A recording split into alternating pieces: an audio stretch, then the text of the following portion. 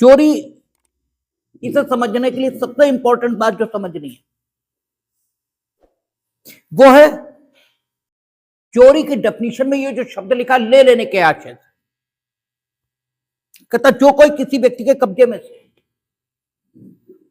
उस व्यक्ति की सम्मति के बिना कोई जंगम संपत्ति बेईमानी से ले लेने का आशय रखते हुए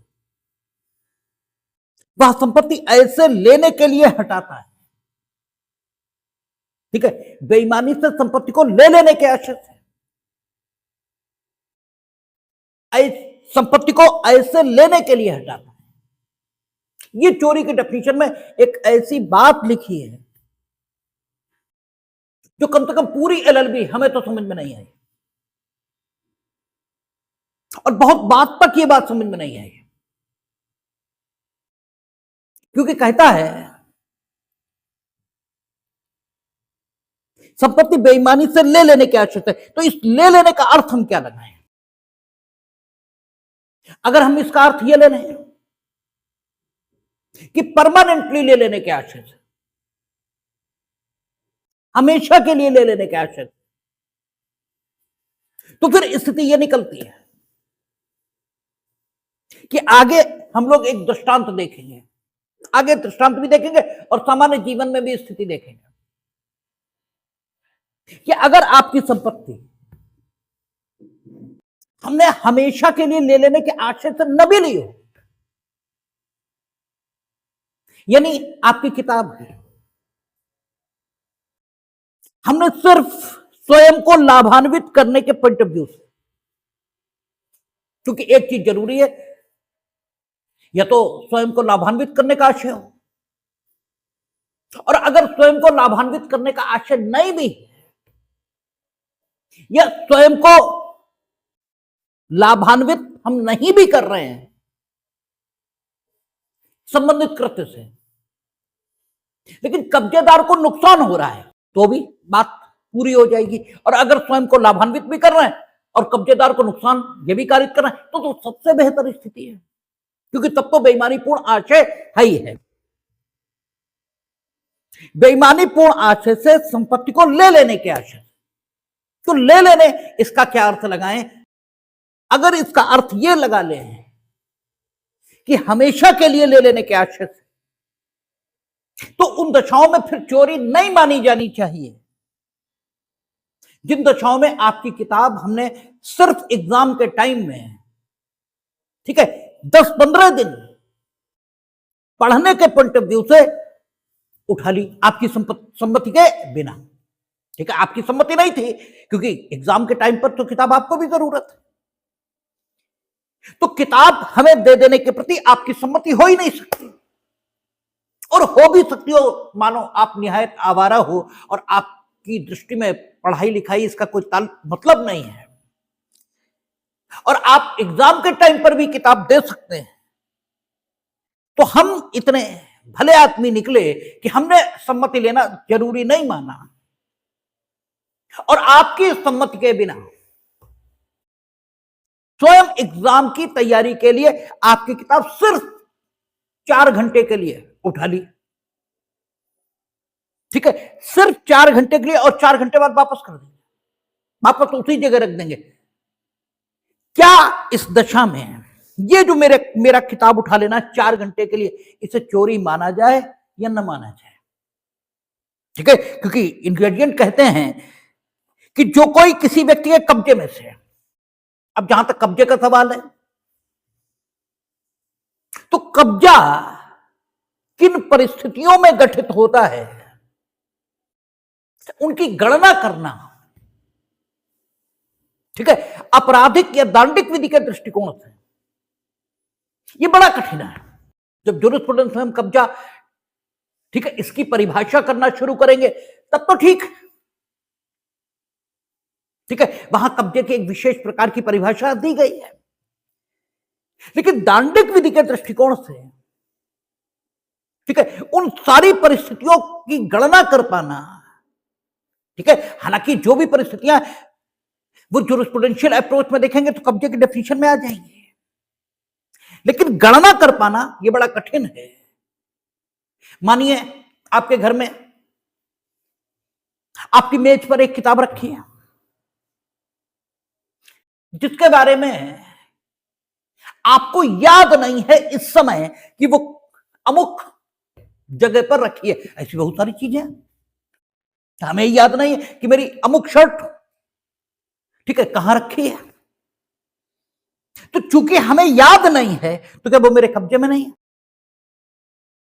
अगर आप वो मेरी शर्ट उठा लें मेरी सम्मति के बिना तो क्या आपने चोरी नहीं की है?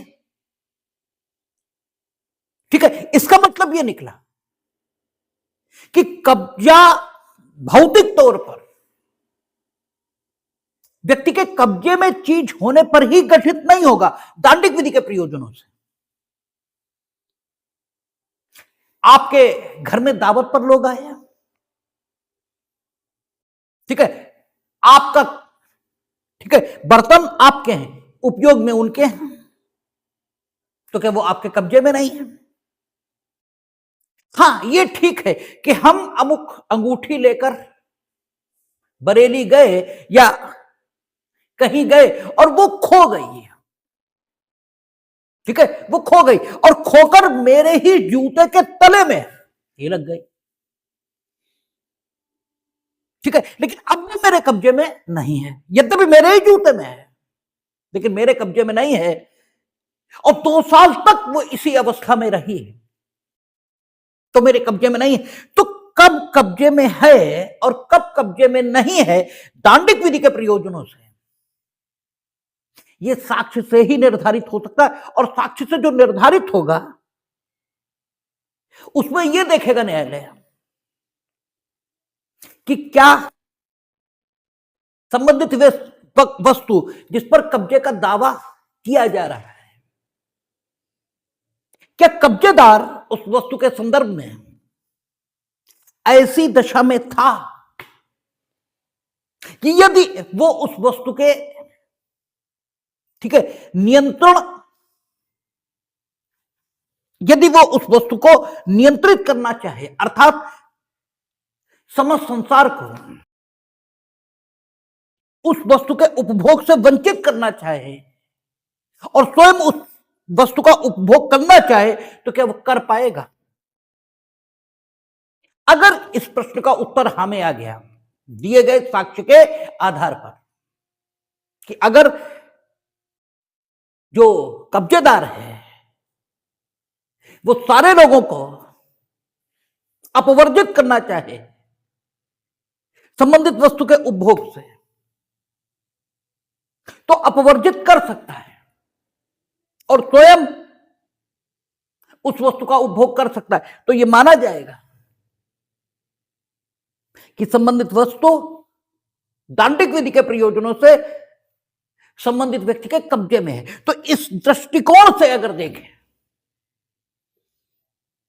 तो किताब आपकी लाइब्रेरी में थी या आपके घर पर थी तो आपके कब्जे में थी और हमने 4 घंटे के लिए या 4 दिन के लिए उसे लिया, ठीक है ना, 4 घंटे या 4 दिन के लिए उसे लिया। और क्यों लिया? ताकि उसे पढ़कर हम एग्जाम में लाभान्वित हो सकें। अब भले ही 4 घंटे बाद आप भी उसे पढ़ सकें और उन 4 घंटे में आप सो रहे थे, ठीक है, आप पढ़ते भी नहीं उन 4 घंटों में, तो आपको कोई नुकसान हुआ है? ये तो नहीं हुआ क्योंकि 4 घंटे तो आप सोते ही रहते, लेकिन हमें लाभ जरूर हुआ है। और बेईमानीपूर्ण आशय मिनिमम बस एक चीज आ जाए, या तो हमें लाभ हो जाए या आपको नुकसान हो जाए, और दोनों बातें हो जाए तो इससे तो बेहतर ही नहीं भाई। ये तो अगर दोनों बातें घटित हो तो इससे बेहतर कोई बात हो ही नहीं सकती। लेकिन अगर दोनों में से एक बात भी हो जाए तो आशय तो बेईमानीपूर्ण हो ही गया और किताब जंगम वस्तु है, ठीक है, किताब जंगम संपत्ति मानी जाएगी, क्योंकि जो जंगम संपत्ति की डेफिनेशन लेते हैं, हमने आपसे कई बार कहा, संपत्ति है, हर उस चीज को माना जाएगा जो उपयोगी है। संपत्ति की और कोई डेफिनेशन हो भी नहीं सकती, ठीक है ना। संपत्ति की सिर्फ एक डेफिनेशन हो सकती है कि वो वस्तु जो उपयोगी है मानव जीवन के लिए, ठीक है, चाहे वो मानव जीवन को सुविधापूर्ण बनाती है या किसी अन्य दृष्टिकोण से, ठीक है, सुविधापूर्ण नहीं बनाती बल्कि जीवन जीने के लिए जरूरी है, ठीक है। कुछ चीजें आवश्यक हैं, कुछ चीजें सुविधा उत्पन्न करती हैं। तो वस्तु किसी भी श्रेणी में आती हो, अगर वो मानव जीवन के लिए उपयोगी है, सुविधापूर्ण होने के कारण या आवश्यक होने के कारण या किसी भी कारण,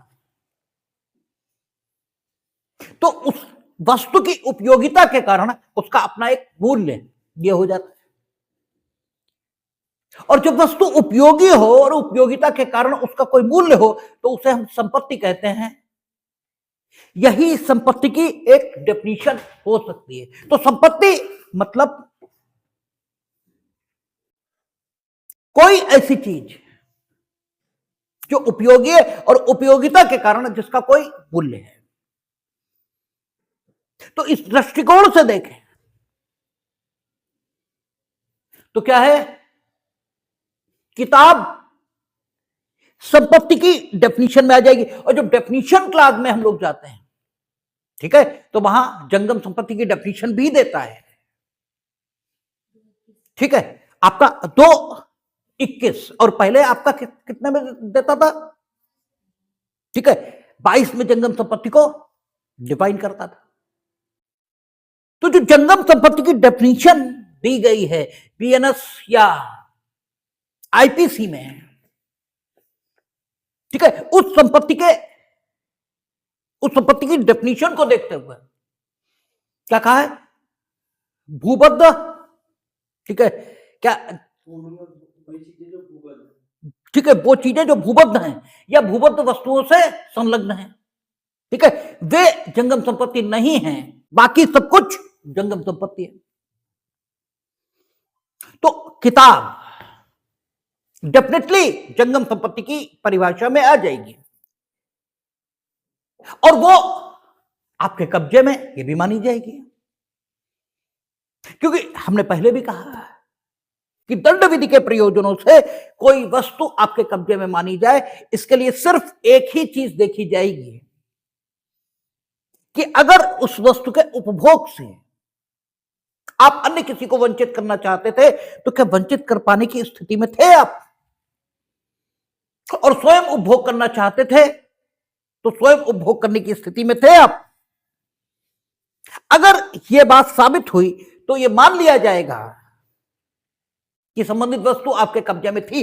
अब यह ठीक है कि किताब हमारी लाइब्रेरी में लगी हुई थी, लेकिन किस जगह लगी हुई थी यह हमें नहीं मालूम। ऐसी बहुत सारी किताबें अभी हमें ढूंढना पड़ जाएगा। आपको फला बेयर दे दो तो अभी हमें देखना ही पड़ जाएगा कहां रखा है, हो सकता है घंटा 2 घंटा लग जाए ढूंढने में, ठीक है, लेकिन यह तय है कि हम उसका उपयोग करना चाहें तो कर सकते हैं और दूसरों को उसका उपयोग करने से रोकना चाहें तो रोक सकते हैं।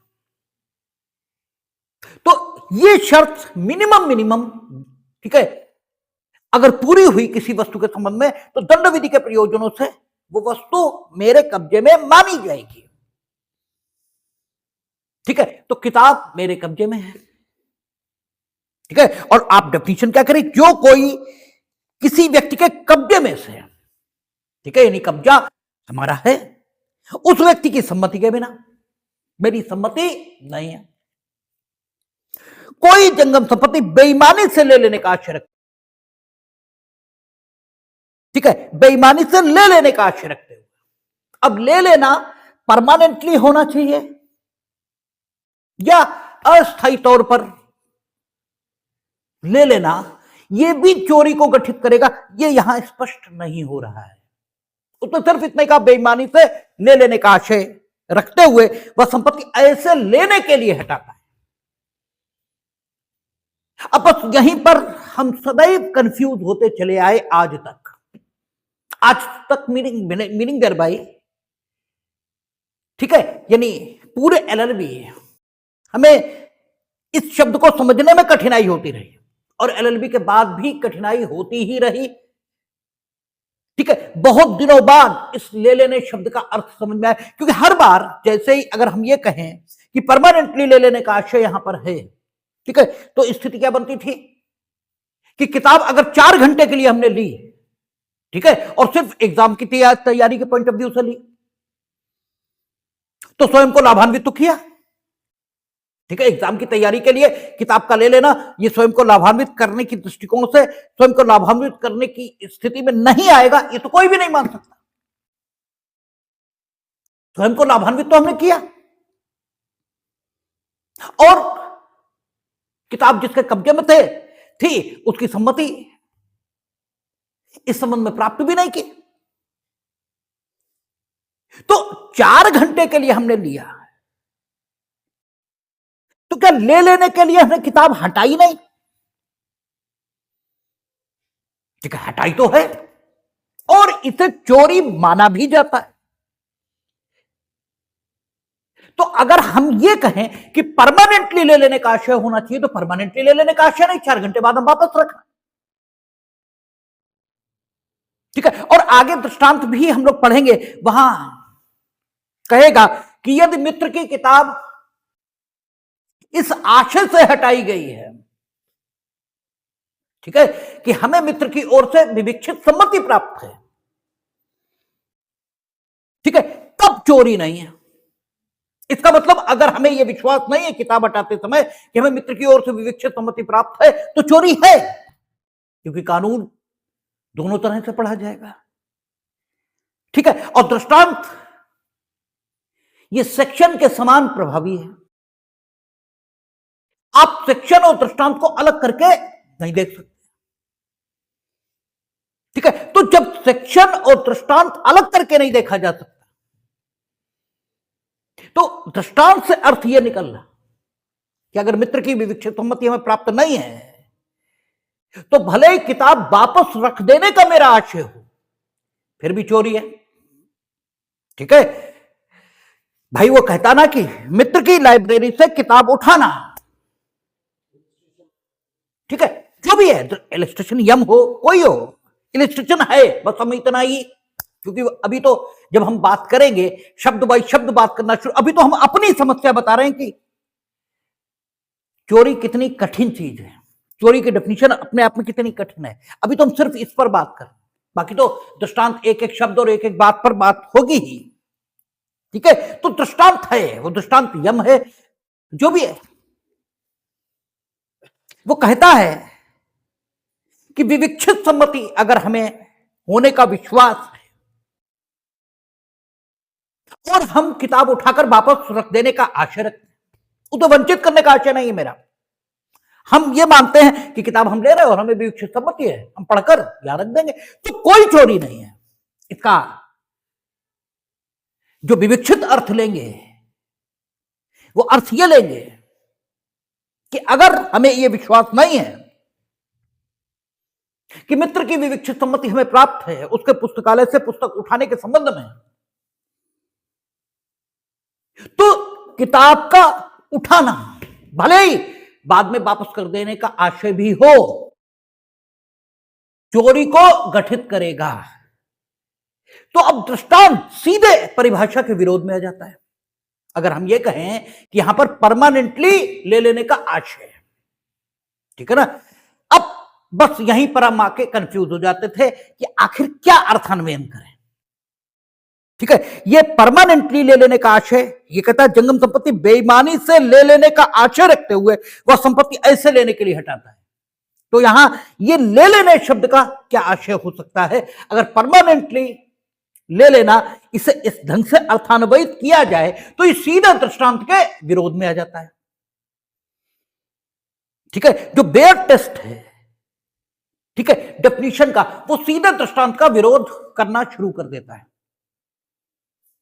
और ये थोड़ी न स्वीकार करने योग्य बात है, थोड़ी नहीं, कतई न स्वीकार करने योग्य बात है, क्योंकि दृष्टांत धारा का है। ठीक है, दृष्टांत स्वयं में स्वतंत्र नहीं है, हालांकि दृष्टांत धारा के समान प्रभावी है, यह सही है। दृष्टांत की जो प्रभावकारिता या उसकी अथॉरिटी है, उसकी जो प्राधिकारिता है, उसमें धारा से कम प्रभाव बिल्कुल नहीं है, वो धारा के समान प्रभावी है। लेकिन उसमें और धारा में विरोध ये नहीं हो सकता। ठीक है, क्योंकि दृष्टांत धारा का है, और जब धारा का है तो फिर वो विरोध नहीं हो सकता। इसका मतलब कहीं कुछ सामंजस्य बिठाना पड़ेगा, इसका मतलब कुछ अर्थान्वयन है जो हम मिस कर रहे हैं। ठीक है, परमानेंटली लेने का आशय, ठीक है, ये समझने में हमें कुछ भूल हो रही है। ठीक है, तो जैसे जैसे बड़े हुए और जब बुद्धि मैच्योर होनी शुरू हुई, इसीलिए यह कहा जाता है प्रैक्टिस से कानून समझ में आता है। जो कचहरी की उपयोगिता बताई जाती है कानून समझने में, ठीक है, उसकी उपयोगिता यही है कि क्या होता है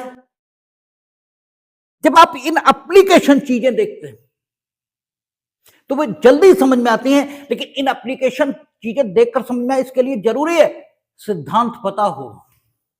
जब तक सिद्धांत नहीं पता होता तब तक एप्लीकेशन देखने से कुछ समझ में नहीं आएगा। ये पता होना चाहिए कि ऑक्सीजन, ठीक है, का एक परमाणु और हाइड्रोजन के 2 परमाणु मिलकर पानी बनता है। ठीक है, उन्हें मिलाने के लिए, ऐसा तो हाइड्रोजन भी है वातावरण में और ऑक्सीजन भी है, लेकिन पानी तो नहीं बन रहा। ठीक है, तो लैब में जब बिजली की उपस्थिति करके उन दोनों को मिलाया जाए तब पानी बनेगा ना। उनको मिलाने के लिए कुछ चाहिए, ठीक है ना। जब तक संयोग कराने के लिए एक बीच में माध्यम नहीं है तब तक पानी नहीं बन सकता। लेकिन पानी में ये 2 चीजें, ये सैद्धांतिक रूप से आपको पता होना चाहिए, तब जब लैब में आप बनते देखेंगे तो बहुत जल्दी याद होगा। तो सिद्धांत आपको क्लास में पढ़ना चाहिए और प्रैक्टिकल आप वहां देखते हैं, लेकिन आपकी समझ उल्टी है। आप तो ये बताते हैं कि कचहरी जाकर सब समझ में आ जाएगा, सिद्धांत भी और प्रैक्टिकल भी, फिर वहां कुछ भी नहीं आता है। क्या यहां कहा कि बेईमानी से ले लेने का आशय रखते हैं, इसका अर्थ सिर्फ इतना ही है कि अवधि के दृष्टिकोण से, ठीक है, अवधि के दृष्टिकोण से वो अवधि कितनी भी छोटी क्यों ना हो, ठीक है ना, लेंथ के पॉइंट ऑफ व्यू से वो लेंथ ऑफ टाइम कितनी भी छोटी क्यों ना हो, लेकिन उस लेंथ ऑफ टाइम में आपका परमानेंटली ले लेने का आशय होना चाहिए। लेंथ ऑफ टाइम छोटी हो सकती है, लेंथ ऑफ टाइम बड़ी हो सकती है। 4 घंटे की भी लेंथ ऑफ टाइम हो सकती है और ताज जिंदगी की भी लेंथ ऑफ टाइम हो सकती है, ठीक है ना। परमानेंट ले लेने का आशय है। ऐसा नहीं किताब हमने उठाई और आपसे ये कहा, आप सामने खड़े हो, आप सामने खड़े हो, ठीक है, जरूरी नहीं है कि आपकी सम्मति के बिना, ठीक है, इन शब्दों को संतुष्ट करने के लिए किताब आपकी पीठ के पीछे ही उठाई जाए, ऐसा कतई जरूरी नहीं। आप सामने खड़े हैं, हम आपसे ज्यादा ताकतवर हैं, हमने किताब उठाई और आप मना करते भी, देखो किताब ना लेना, हमें खुद एग्जाम में पढ़ना है। हमने कहा बैठे रहो चुपचाप, 4 घंटे बाद वापस कर देंगे, ठीक है, और लेकर चले गए। ये भी चोरी है, ये भी चोरी है, क्योंकि हमने बल का प्रयोग किया नहीं, ठीक है, उपहत, ठीक है, हार्ट आदि की कोई धमकी नहीं दी, कुछ नहीं किया, इसलिए मामला लूट में नहीं जाएगा, ठीक है। अभी लूट पर हम लोग बात करेंगे तो चोरी से लूट कॉन्स्टिट्यूट होगी, ठीक है ना, लेकिन यह मामला लूट में नहीं गया। आप कहते रहे कि रुको किताब मत उठाना, हमने उठाई और हम बेन जॉनसन बन गए, 2 मिनट भाग गए, अब क्या कर लेंगे आप मेरा? ठीक है, तो चोरी तो ये है, ठीक है, आप चोरी नहीं है ये नहीं कह सकते क्योंकि कब्जेदार की सम्मति नहीं है। कब्जेदार की सम्मति न होने के लिए जरूरी थोड़े कब्जेदार के, ठीक है, कब्जेदार की एब्सेंस ये होनी चाहिए और किताब उठाई जाए या जंगम संपत्ति उठाई जाए, ये आवश्यक थोड़ी है। ठीक है, कब्जेदार के सामने हमने उसकी जंगम संपत्ति उठाई, वो मना करता रहा और हमने उठाई, और हम कह गए कि चिंता मत, हम 5 घंटे के लिए ले जा रहे, 5 घंटे बाद वापस कर देंगे। आप कहते रहे 1 मिनट के लिए नहीं ले जाओगे, हम कहते रहे 5 घंटे के लिए ले जा रहे हो, 5 घंटे बाद वापस कर देंगे, और 5 घंटे बाद वाकई वापस कर दिए। ठीक है, लेकिन 5 घंटे के लिए परमानेंटली ले लेने का आशय था, उन 5 घंटों में, ठीक है, स्थायी रूप से ले लेने का आशय नहीं था, ये नहीं कहा जा सकता। ठीक है, इसलिए ये चोरी ही है। ठीक है, तो आप ये ले लेने का जो आशय, ये जो ले लेना है, इसमें लेंथ ऑफ टाइम के पॉइंट ऑफ व्यू से,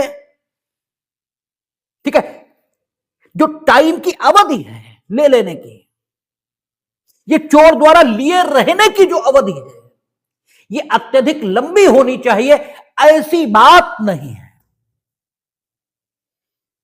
ये जो चोर द्वारा जंगम संपत्ति को ले लेने की अवधि है, ये कितनी भी कम और कितनी भी ज्यादा हो सकती है, और इसीलिए दृष्टांत यम ये कह रहा है कि अगर मेरा ये आशय है या मेरी ऐसी सोच है कि हमें विविक्षित सम्मति प्राप्त है अपने मित्र की, और तब हम किताब उठा रहे हैं कि हम पढ़कर वापस कर देंगे, तो चोरी नहीं है, अदरवाइज चोरी है, क्योंकि लेंथ ऑफ टाइम, ठीक है, ले लेने के संबंध में लेंथ ऑफ टाइम, ये घंटे भर का हो, 2 घंटे का हो, 2 महीने का हो, 5 महीने का, ये कतई जरूरी नहीं, बस इतना पर्याप्त है कि किसी अवधि में, ठीक है, किसी भी अवधि के लिए, वो अवधि कितनी भी छोटी हो सकती है, आपने उठाया और बस पकड़ गए, 1 ही मिनट है, ठीक है, ले लेने की अवधि कितनी है, 1 मिनट, लेकिन उस 1 मिनट में भी परमानेंट ले लेने का आशय विद्यमान था, अस्थायी रूप से नहीं था। ठीक है, अस्थायी रूप से तो जैसे आपका बेलमेंट है, 2 साल के लिए हो सकता है, ठीक है, लेकिन वहां परमानेंट ले लेने का आशय नहीं है। ठीक है, परमानेंट ले लेना मीनिंग देयर बाय कोई हस्तक्षेप मेरे उपभोग में करेगा ही नहीं, या कोई हस्तक्षेप करने के लिए अधिकृत ही नहीं। ठीक है, चोर जब आपकी संपत्ति ले जाएगा तो चोर के द्वारा जो संपत्ति का उपभोग होगा उसमें आप हस्तक्षेप करने की अधिकृत नहीं, ऐसी बात नहीं, लेकिन कर नहीं पाएंगे। ठीक है, और बेलमेंट वगैरह जो संविदा के अधीन जब कोई वस्तु किसी के पास जाती है तो हस्तक्षेप करने का अधिकार भी बना रहता है, संविदा के निबंधनों के अनुरूप वस्तु का उपयोग होगा, ये वस्तु का उपयोग नहीं होगा। ठीक है, तो ये ले लेना शब्द इसने हमें हमेशा बहुत दुखी किया, क्योंकि अक्सर टीचर कह देते थे परमानेंट ले लेने का आशय होना चाहिए। अब जब परमानेंट ले लेने का आशय, जैसे ही हम दृष्टांत यम पे आते थे, हमारी बुद्धि तुरंत, ठीक है, मेरी सोच से विद्रोह कर देती थी, और फिर मेरी दिमाग में ब्लैकआउट। और हमारी अपनी एक आदत रही कि जब तक हमें संतोष न मिले, ठीक है, तब तक सेक्शन मेरे दिमाग में घूमता है और हम संतुष्ट कम से कम नहीं होते। क्योंकि कैसे मान लिया जाए, परमानेंट ले लेने का आशय अगर ये कहें, बिना इन शब्दों को कहे कि लेंथ ऑफ टाइम कितना कम या ज्यादा है, ठीक है, इसका महत्व तो नहीं। परमानेंट ले लेने का आशय, स्थायी तौर पर ले लेने का आशय होना चाहिए। हां, लेने की अवधि कम भी हो सकती है, यानी चोर द्वारा परमानेंटली चुराई गई वस्तु को धारित करने की जो अवधि है वो 2 मिनट से लेकर और पूरे जन्म जिंदगी की भी हो सकती है। जब तक ये बात ना कही जाए तब तक, ठीक है, दृष्टांतयम ये, ठीक है, एक विसंगति ये पैदा करता है सेक्शन की समझ में। इसीलिए हमने सबसे पहले इन शब्दों की व्याख्या की। बाकी चोरी की डेफिनेशन हम लोग देखेंगे तो क्या कहता है, जो कोई किसी व्यक्ति के कब्जे में से उस व्यक्ति की सम्मति के बिना कोई जंगम संपत्ति बेईमानी से ले लेने का आशय, यानी संपत्ति बेईमानी से लेने का आशय यह भी जरूर होना चाहिए। चोरी का इसेंशियल इंग्रेडिएंट आ रहा है कि सबसे पहली चीज कि जंगम संपत्ति होनी चाहिए। जंगम संपत्ति क्या होगी वो तो आपने देखा ही, डेफिनेशन दी गई है कि भूबद्ध वस्तुएं और भूबद्ध वस्तुओं से जो संलग्न वस्तुएं, ठीक है, उनको छोड़कर सब कुछ जंगम है। ठीक है, कुछ चीजें हैं जिनके बारे में आपको गलतफहमी हो सकती है कि बिजली, इसे हम जंगम संपत्ति माने या न माने, क्योंकि ऊर्जा, बिजली ऊर्जा का स्वरूप है। ठीक है, वो ऊर्जा दिखती नहीं, उसका अनुभव किया जा सकता है। ठीक है, तो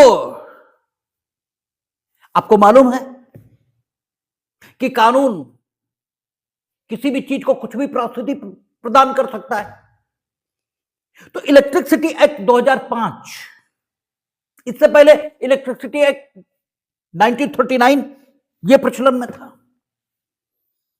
उसने बिजली को, ठीक है, चुराए जाने योग्य जंगम संपत्ति घोषित किया था। ठीक है ना, तो हम लोगों ने पढ़ा है सर हेनरी मैन को। ठीक है, सर हेनरी मैन कहते हैं कि एक लीगल फिक्शन, विधिक कल्पितार्थ एक चीज है। कानून कल्पनाओं से कई चीज उत्पन्न कर देता है। तो लीगल फिक्शन से बिजली को चुराए जाने योग्य संपत्ति यह विधायिका ने बना दिया, इसलिए आप बिजली चोरी जैसा अपराध ये देखते हैं। हालांकि गैस, इसे जंगम संपत्ति माना है, ठीक है, वो भी दिखाई नहीं देती, उसका भी अनुभव होता है, लेकिन बिजली है, गैस है। हालांकि बिजली को 379 के अंतर्गत, ठीक है, दंडनीय माना जाना चाहिए, ऐसा हमें नहीं लगता, क्योंकि उसके लिए स्पेशल अधिनियम बन गया बिजली चोरी का। लेकिन जंगम संपत्ति उसे माना है इलेक्ट्रिसिटी एक्ट के द्वारा। तो कहता है जो कोई किसी व्यक्ति के कब्जे में से उस व्यक्ति की सम्मति के बिना जंगम संपत्ति बेईमानी से लेने का आशय। तो सबसे पहले चोरी के लिए सबसे पहली जरूरत क्या है कि जंगम संपत्ति होनी चाहिए, और जंगम संपत्ति कोई भी चीज मानी जाएगी। हां, ठीक है, वो जंगम संपत्ति चोरी का विषय नहीं हो सकती जो किसी के कब्जे में नहीं है, क्योंकि कब्जा भी इसेंशियल इंग्रेडिएंट है।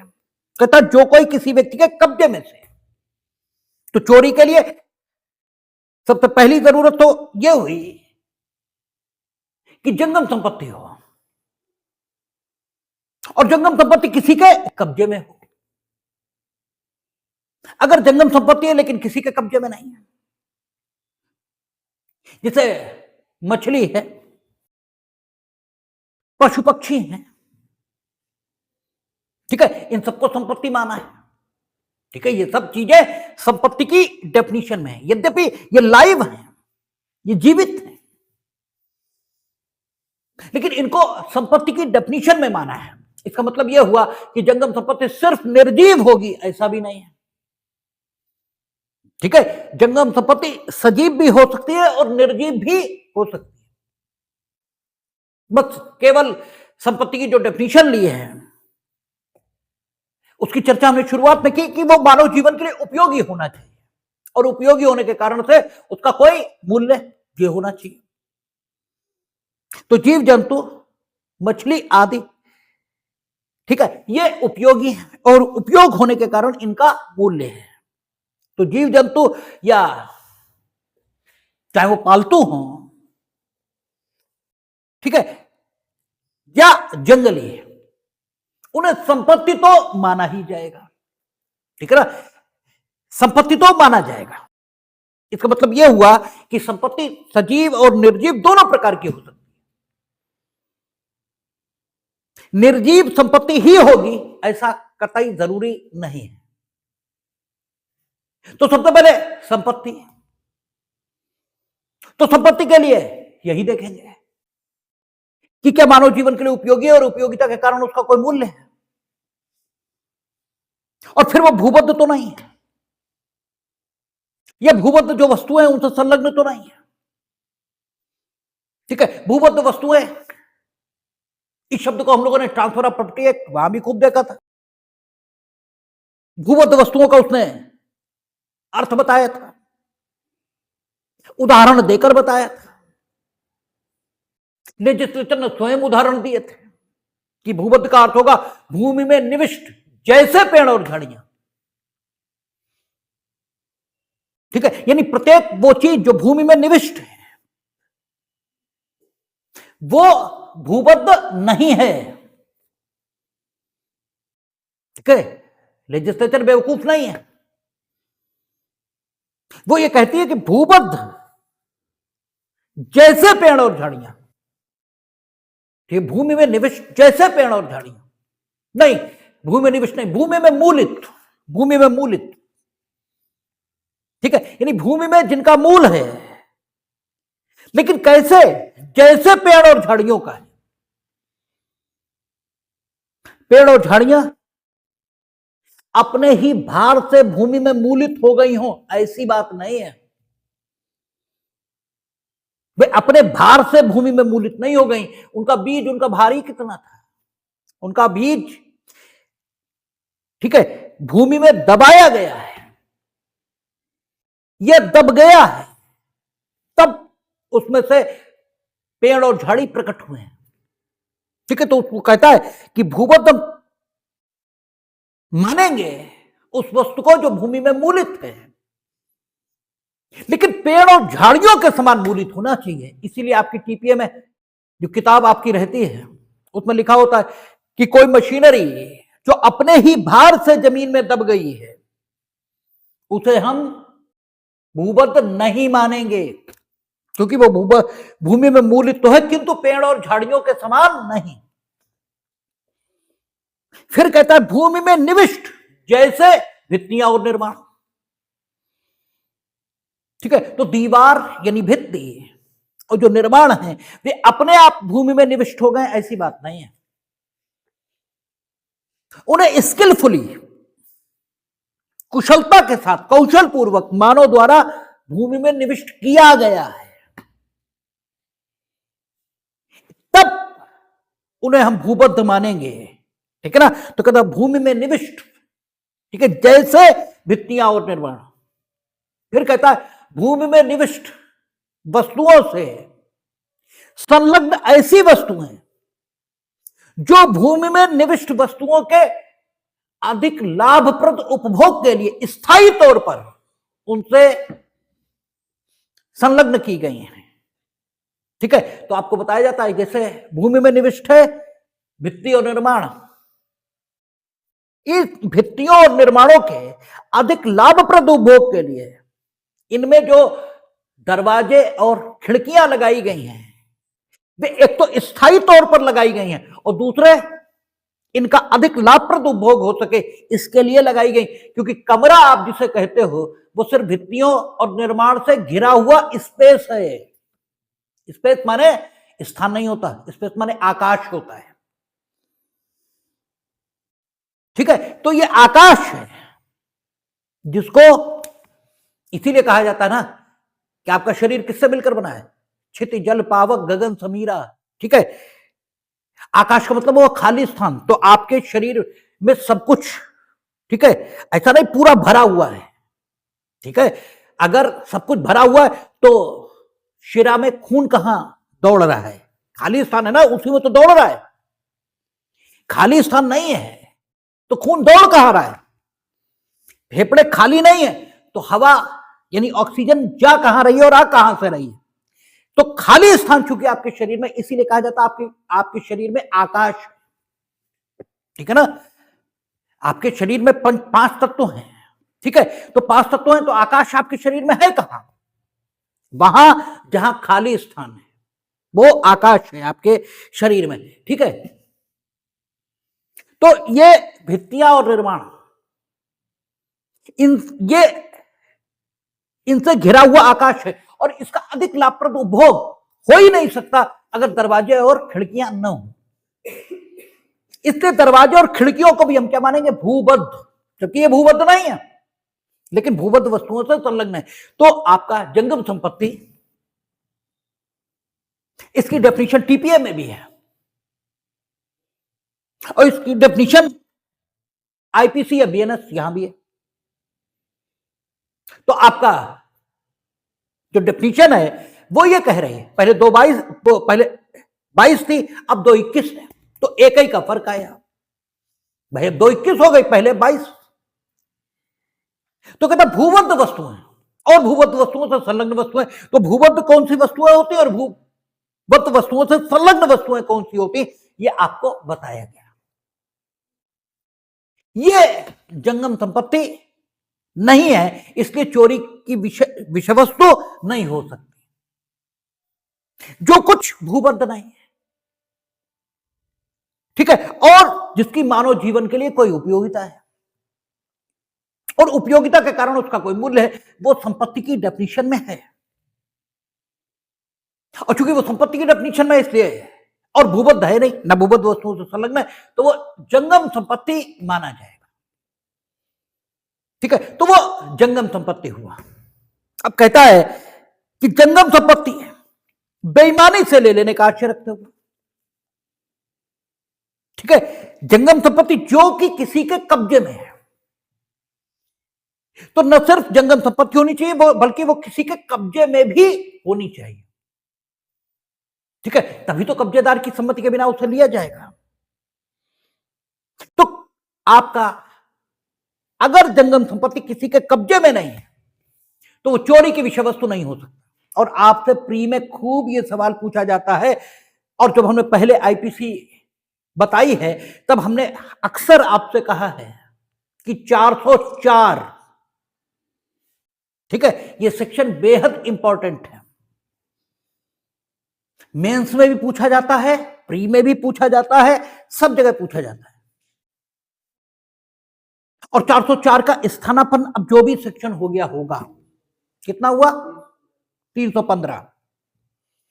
अब ये बेहद इंपॉर्टेंट है, और क्यों इंपॉर्टेंट है उसका भी कारण है,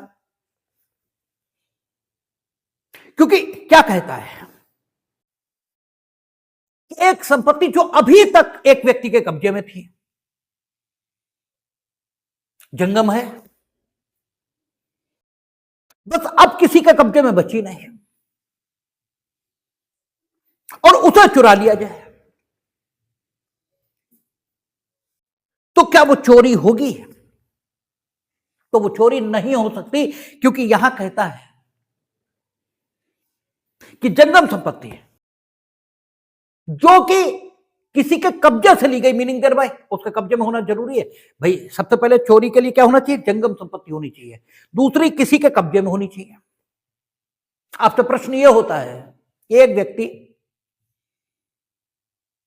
जो विभिन्न प्रकार के आभूषण पहने था,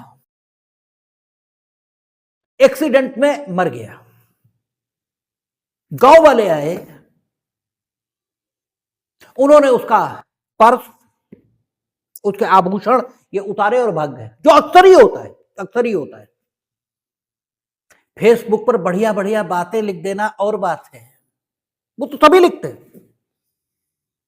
फेसबुक पर जितनी अच्छाई दुनिया में दिखाई दे रही है, इतनी अच्छाई अगर दुनिया में हो, ठीक है, तो संत महात्मा, सारी नैतिक शिक्षा, सारा कानून, इस सबको तो हिंद महासागर में फेंक देना चाहिए, लेकिन वो सारी अच्छाई वहीं दिखाई देती है। इतनी अच्छाई है नहीं कहीं। जैसे ही एक्सीडेंट होता है, सबसे पहले गांव के लोग आते, जो बड़े भोले भाले बड़े अच्छे कहे जाते हैं, वो आके सबसे पहले घायलों को अस्पताल नहीं पहुंचाते हैं, उनके ठीक है गहने, उनकी चीजें सबसे पहले उठाते हैं, सबसे पहले।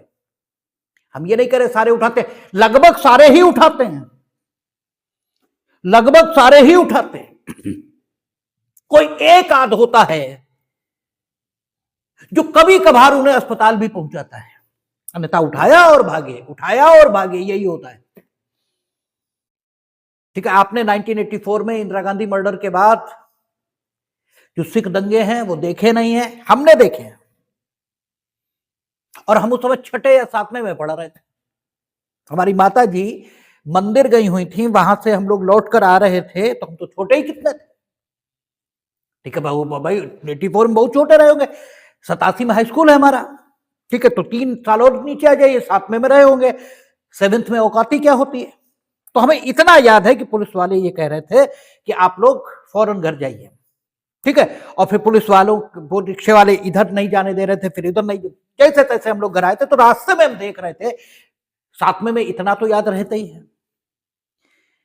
कि बड़े बड़े संभ्रांत लोग, क्योंकि उन्हीं संभ्रांत लोगों को बाद में हम ठीक है देखते भी रहे ना लगातार, तो हमें अब याद है कि ये थे संभ्रांत लोग, टीवी उठा करके, कपड़े उठा करके, ठीक है भाग रहे थे। ठीक है, दुकानें लूट रहे थे, चोरी कर रहे थे और भाग रहे थे। वो सारे बहुत संभ्रांत लोग हैं, आज उनके नाम बताएं तो आपको विश्वास भी नहीं होगा कि ये कर रहे थे।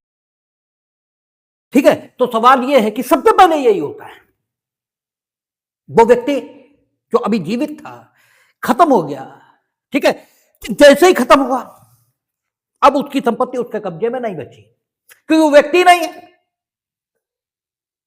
जब वो व्यक्ति नहीं तो अब ये संपत्ति किसी कब्जे में नहीं है। अब शव पर से अगर किसी ने गहने उतारे हैं तो जंगम संपत्ति उसने ली है, बेईमानीपूर्ण आशय भी है। ठीक है, बेईमानीपूर्ण आशय भी है, जंगम संपत्ति भी उसने ली है, लेकिन संपत्ति किसी के कब्जे में नहीं थी, इसे चोरी नहीं हो सकती, कम से कम यह तय है। चोरी हो ही नहीं सकती, क्योंकि चोरी के लिए जरूरी है कि जंगम संपत्ति हो, किसी के कब्जे में हो। ठीक है, और बेईमानीपूर्ण आशय से ली जाए। तो बेईमानीपूर्ण आशय तो है, जंगम संपत्ति भी है, लेकिन जिसके कब्जे में थी वही नहीं है, तो इसमें कुछ भी हो ये चोरी नहीं है, और यही पूछे जाने का आधार है। इसे संपत्ति का आपराधिक दुर्विनियोग कहेंगे। ये क्या है? Criminal miss appropriation of the property.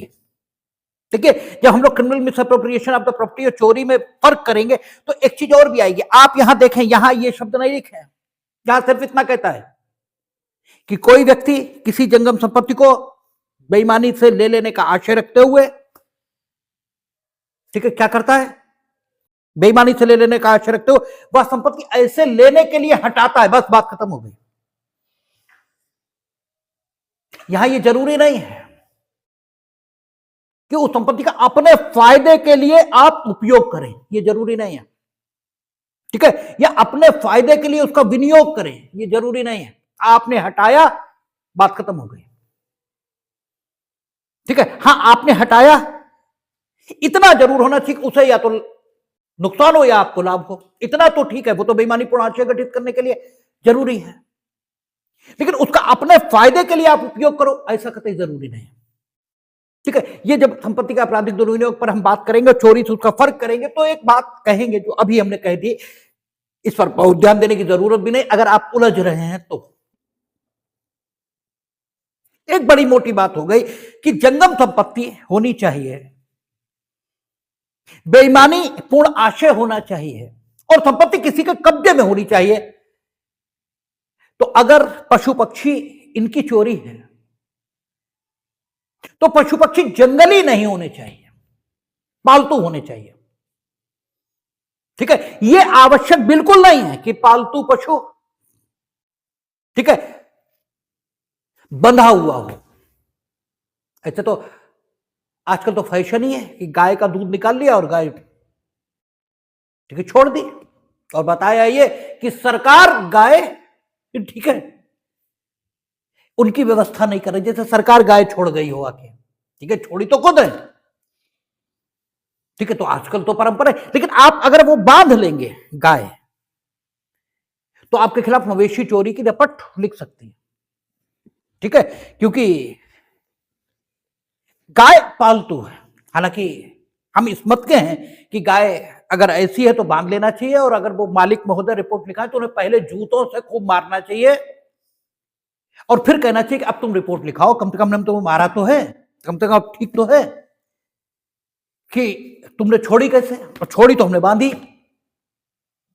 ठीक है, और अब तुम रिपोर्ट लिखा रहे हो तो तुम्हें पहले हम जूतों से मारने, उन्हें खूब जूतों से मारना चाहिए गिरा के ढंग से, और फिर कहो अब रिपोर्ट आराम से लिखाओ।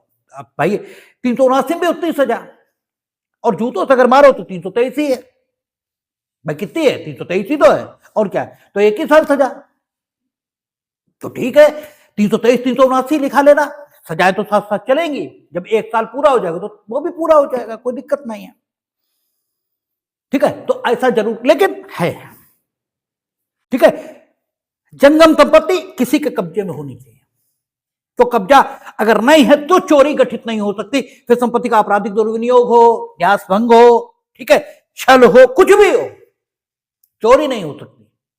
चोरी के लिए फर्स्ट इंग्रेडिएंट क्या है, जंगम संपत्ति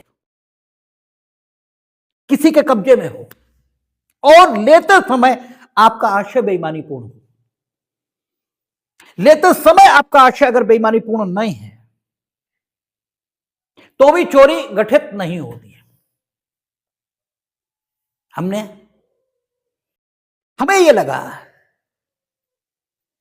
कि आप मेरी संपत्ति ले रहे हो, ठीक है, मेरा विश्वास ऐसा है, यद्यपि संपत्ति मेरी नहीं है,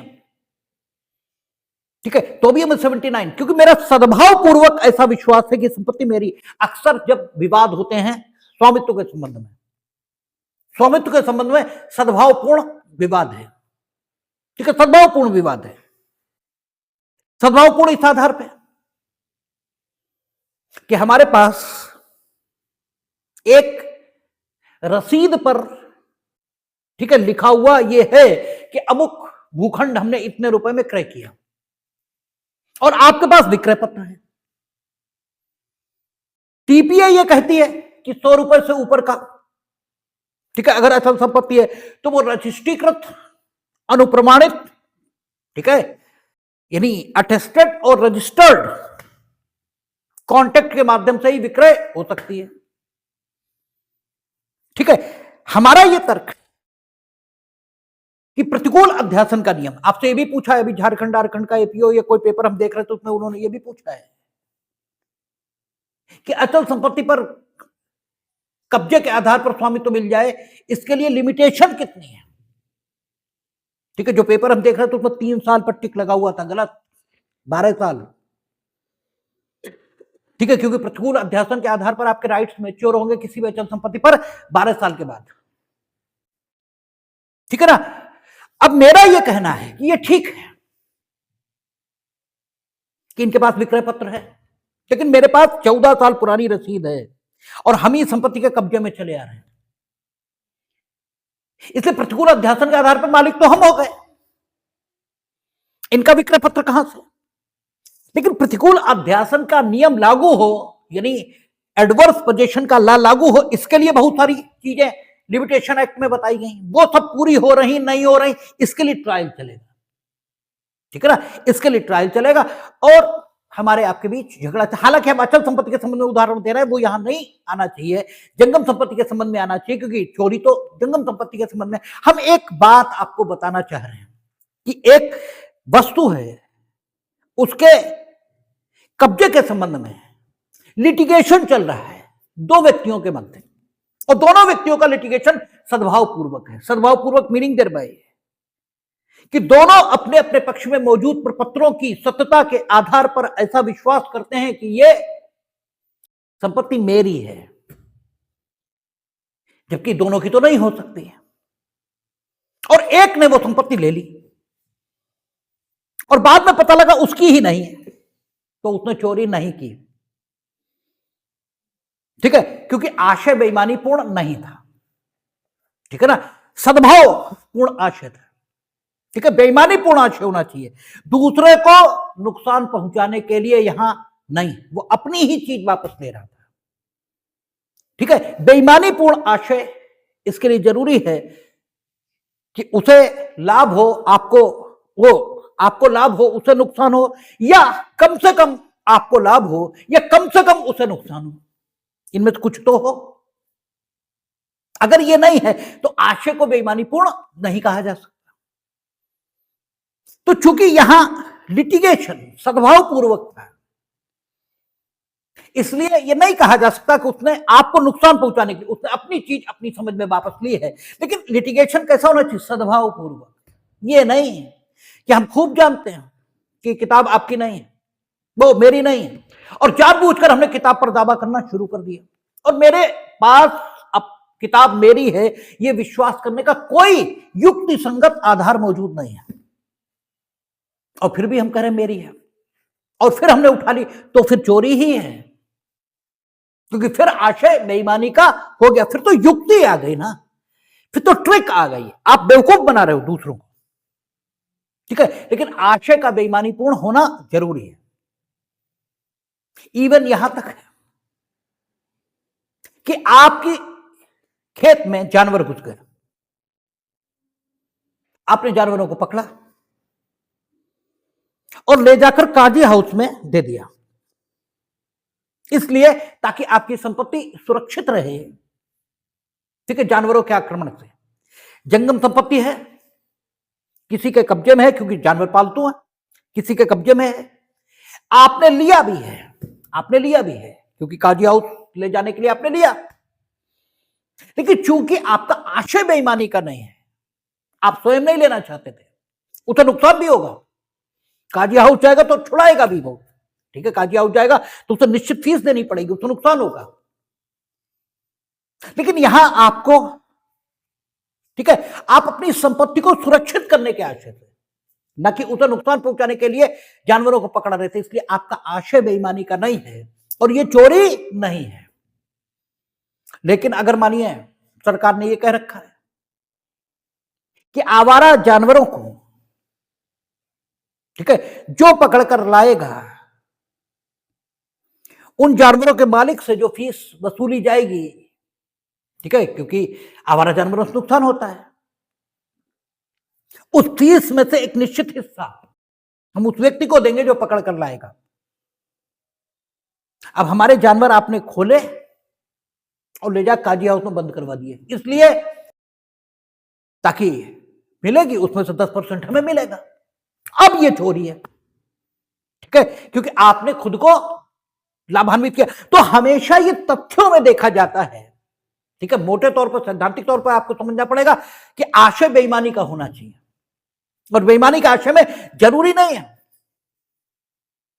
कि जो चुरा रहा वो स्वयं लाभान्वित हो। ठीक है, कोई लाभान्वित हो रहा इतना काफी है, और कोई भी लाभान्वित नहीं हो रहा, सिर्फ मालिक को नुकसान हो रहा है, अब भी काफी है। ठीक है, नौकर ने मालिक की प्लेट उठाई है, ठीक है, और एक व्यक्ति जिसकी कुछ देनदारी नौकर पर आ रही है उसे दे दी, ठीक है, तो नौकर लाभान्वित हुआ, मालिक को नुकसान हुआ। ठीक है, यह हुआ, लेकिन मालिक की प्लेट उठाई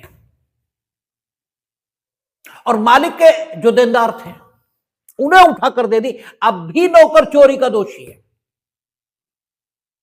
ठीक है ना, क्योंकि अगर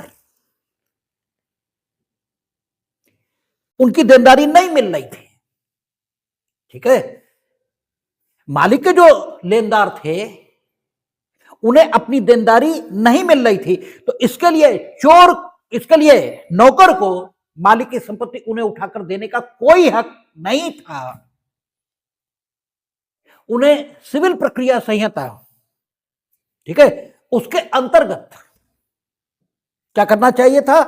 ये सारे उसके सेक्शन 8 और 9 उसके अंतर्गत मुकदमा फाइल करना चाहिए था और अपने लोन की वसूली करनी चाहिए थी। वो ये नहीं करेंगे कि मालिक के सेवकों को उत्प्रेरित करके और मालिक की जंगम संपत्ति उसकी सम्मति के बिना, ठीक है, उसके कब्जे से ले लेंगे। तो चोरी के लिए सबसे पहली जरूरत क्या है कि आपका संपत्ति जंगम होनी चाहिए, बेईमानीपूर्ण आशय से, ठीक है, उसे लिया जाना चाहिए और कब्जेदार का जो कब्जा है उसमें से लिया जाना चाहिए। और कब्जा किसी का है, यह कब कहा जाएगा? यह आपसे हमने कहा कि जब व्यक्ति की संपत्ति के संबंध में स्थिति ऐसी हो कि वो अगर चाहे तो संपूर्ण संसार को पृथक कर सके उस वस्तु के उपभोग से, और स्वयं जब चाहे तब उसका उपभोग कर सके। अगर व्यक्ति की स्थिति संपत्ति के संबंध में ऐसी है तो यह कहा जाएगा कि संपत्ति अमुक व्यक्ति के कब्जे में है। तो कहता है जो कोई किसी व्यक्ति के कब्जे में से उस व्यक्ति की सम्मति के बिना। अच्छा, सम्मति के बिना तो नॉर्मल सम्मति ये तो समझ में आती है, हमने मना किया नहीं लेंगे चीज आपने फिर भी ली, सम्मति के बिना है, कोई दिक्कत ही नहीं, ठीक है। हम उपस्थित नहीं थे और आपने उठा ली तो भी सम्मति के बिना है। हम सामने उपस्थित थे, आपने हमारे मना करने के बावजूद उठा ली, ठीक है, या हमसे पूछे बिना उठा ली, ये सम्मति के बिना है। लेकिन उन दशाओं में क्या हो जब आपको नहीं मालूम है कि हमने आपके कार्य के प्रति सम्मति व्यक्त की, लेकिन इनफैक्ट हमने आपके कार्य के प्रति सम्मति व्यक्त की है, उन दशाओं में क्या हो? आपकी किताबों में एक मामला दिया है जो मेरे हिसाब से गलत निर्णय है। हुआ यह कि इसने क्या किया, बी को इस बात के लिए उत्प्रेरित किया कि वो इसकी सहायता करे और इसे अपने मालिक के यहां चोरी करने दे। यानी ए ने बी जो नौकर है, मानिए सी मालिक है, तो बी जो सी का नौकर है, ए ने उस बी को प्रेरित किया कि ये सी के यहां चोरी करने में उसकी सहायता करे। बी ने सी को सारी बात बता दी कि ये ऐसे से चोरी करना चाहता है। सी ने कहा ठीक है, करने दो इन्हें चोरी। तो ए को फंसाने के दृष्टिकोण से, ठीक है, क्या किया, योजनाबद्ध ढंग से ए को चोरी करने की फैसिलिटी प्रोवाइड की। ए ने चोरी कर ली।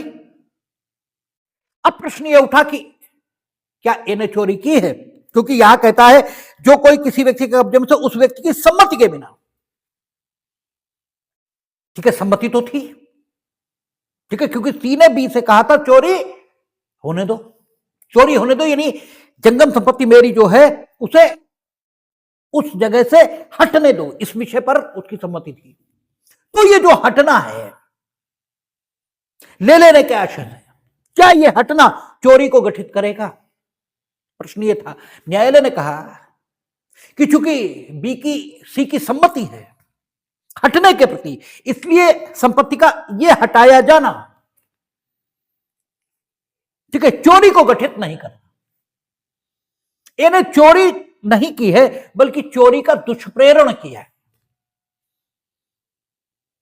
ठीक है, ए ने चोरी का दुष्प्रेरण किया क्योंकि उसने बी को इस बात के लिए उकसाया तो है कि चोरी करने में मेरी सहायता करो, तो उसने दुष्प्रेरण किया है उसने, ठीक है। चोरी करने के दुष्प्रेरण के लिए उसे दंडित किया जाना चाहिए, तो दंड तो कम मिलेगा क्योंकि चोरी तो हुई नहीं, ठीक है ना। दुष्प्रेरण जबकि कार्य किया जाए और दुष्प्रेरण जबकि कार्य न किया जाए, ठीक है। मेरे ख्याल से 49-50 में ये मामला आएगा और उधर 116 में आएगा क्योंकि कारावास से दंडनीय अपराधों, ठीक है। 115 था आजीवन कारावास मृत्युदंड, इससे दंडनीय अपराध। उनका दुष्परिणाम यदि अपराध किया जाए, यदि अपराध न किया जाए, ठीक है। और यदि अपराध करने की दिशा में कोई कार्य किया जाए और चोट लग जाए तब अलग था 115 में। 116 में था कारावास से दंडनीय अपराधों का, वही इधर आएगा, ठीक है। मेरे ख्याल से 48 49 के आसपास होना चाहिए, 47 है, 56 के आसपास होगा, जो भी हो। तो कह रहा है दुष्प्रेरण हुआ चोरी का। मेरे हिसाब से बात गलत है, क्योंकि सम्मति है, सी की है चोरी के प्रति। ये इन्वेस्टर को कहां पता था? एक ये तो यही मान रहे थे भाई क्रिमिनल लॉ किसके हिसाब से चलता है? अफेंडर के हिसाब से, ठीक है। आपकी जानकारी क्या थी? आपकी जानकारी तो ये थी स्वामी की सम्मति नहीं है, ठीक है। तो मेरे हिसाब से तो चोरी हुई, लेकिन हमने एक बात आपके सामने रखी है कि सम्मति के बिना, अगर सम्मति नहीं है या, ठीक है, कोई ऐसी स्थिति है जिसमें दी गई सम्मति को सम्मति नहीं माना जा सकता, ठीक है। क्योंकि सम्मति, कब सम्मति होती है यह भी, पहले कौन सा था सेक्शन 91 90 धारा 90, वो सम्मति को डिफाइन करता था। तो अगर सम्मति है भी, और अब सम्मति की परिभाषा 28, तो सम्मति अगर है भी किंतु उसे सम्मति नहीं माना जा सकता, ठीक है, तो भी नहीं कहा जा सकता कि सम्मति थी। तो चोरी के लिए जो कोई किसी व्यक्ति के कब्जे में से उस व्यक्ति की सम्मति के बिना कोई जंगम संपत्ति बेईमानी से ले लेने का आशय रखते हुए, बेईमानी से ले लेने का आशय, तो ये ले लेने का आशय कितनी अवधि के लिए है ये महत्वपूर्ण नहीं है। चाहे जितनी छोटी अवधि के लिए हो और चाहे जितनी बड़ी अवधि के लिए हो, बस स्थायी तौर पर जितनी अवधि के लिए लेने का आशय है उतनी अवधि के लिए स्थायी तौर पर लेने का आशय। स्थायी तौर पर मीनिंग दरबाई, इस व्यक्ति को ऐसा लगता हो कि कोई अन्य इसके कब्जे में, मतलब इसके संपत्ति के उपभोग में बाधा नहीं उत्पन्न कर पाएगा। तो वो अवधि कितनी है ये महत्व का विषय नहीं, ठीक है। ले लेने का आशय रखते हुए वह संपत्ति ऐसे लेने के लिए हटाता है। हटाना कब मान लेंगे? जब संपत्ति की जो वर्तमान स्थिति है उससे थोड़ा वही परिवर्तन अगर हो जाए, बिल्कुल जरा सा भी परिवर्तन, ये माउस ऐसे रखा ये ऐसे भी हो जाए, ठीक है, तो भी आपने हटाया है ये माना जाएगा। और जैसे ही आप हटाते वैसे ही आप चोरी करते हैं, वहीं पर चोरी कॉन्स्टिट्यूट हो जाती है। तो ये हटाना, और फिर हटाने के तरीके क्या क्या हो सकते हैं इस पर आगे की बात, ठीक है। तो आपका ये चोरी